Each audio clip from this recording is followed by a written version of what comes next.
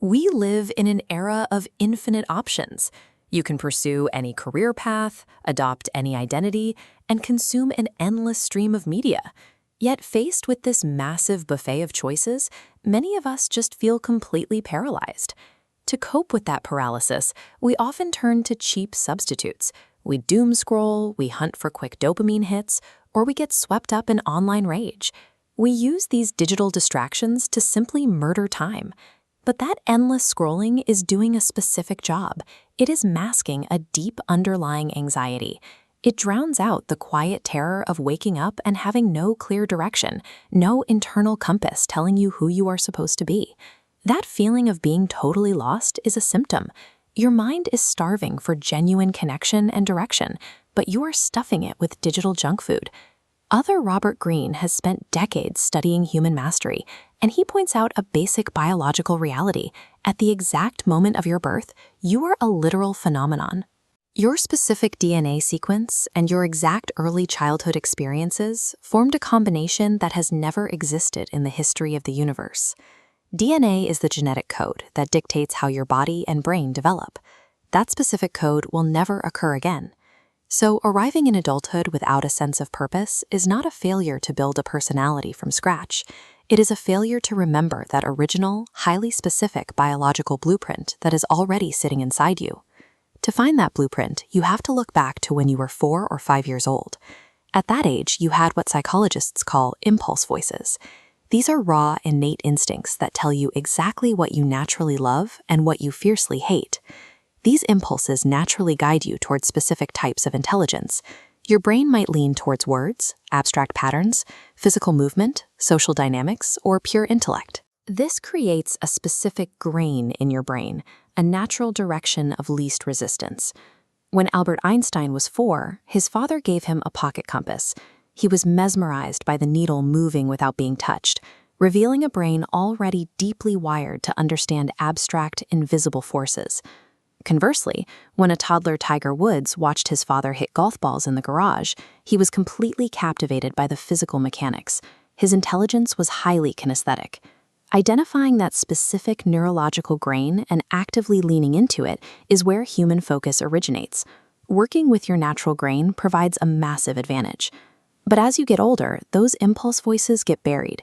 Teachers demand that you spend all your energy fixing your weaknesses. Parents push you toward practical, safe career paths. Slowly, this external noise starts piling dirt over your natural inclinations.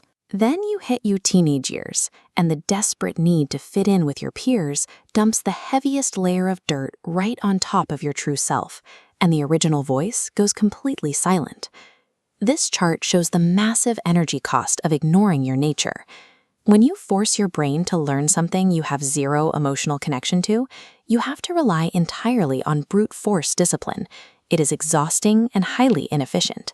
But look at what happens when your learning actually matches your innate grain. Because you are emotionally engaged, your brain processes and retains that information up to 4 times faster. Ignoring these childhood inclinations drains you of joy, while simultaneously making your daily work biologically inefficient. You're effectively guaranteeing burnout by fighting your own brain. So how do you fix this? If you are decades into adulthood, how do you actually dig through all that dirt and find your original voice? The first step of this archaeological dig requires you to completely change how you view your own frustration. We tend to treat anxiety like a disease that needs to be immediately numbed or scrolled away. But anxiety is actually a vital biological signal. It is your brain's warning system telling you that you are off path, or that you are avoiding a problem you need to solve. Leaning into the discomfort of that anxiety, rather than escaping into a digital distraction, is the only way to break ground and begin the excavation.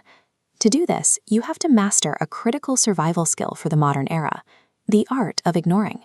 It is physically impossible to hear a quiet internal impulse voice if you do not actively block out the blaring noise of the digital world.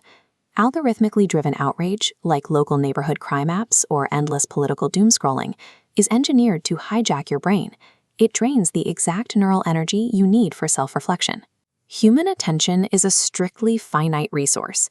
If you spend it all reacting to manufactured emergencies on a screen, you leave absolutely nothing left to fund your own purpose.